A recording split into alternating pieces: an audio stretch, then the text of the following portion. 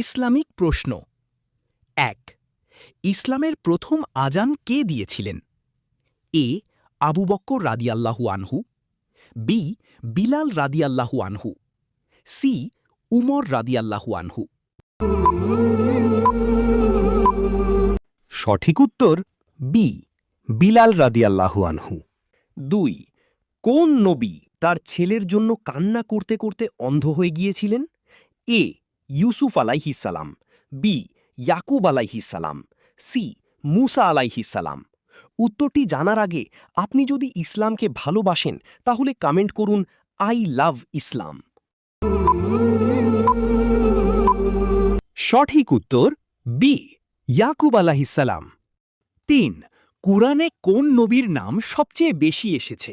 এ হজরত মুহাম্মদ, বি হজরত ইব্রাহিম, সি হজরত মুসা।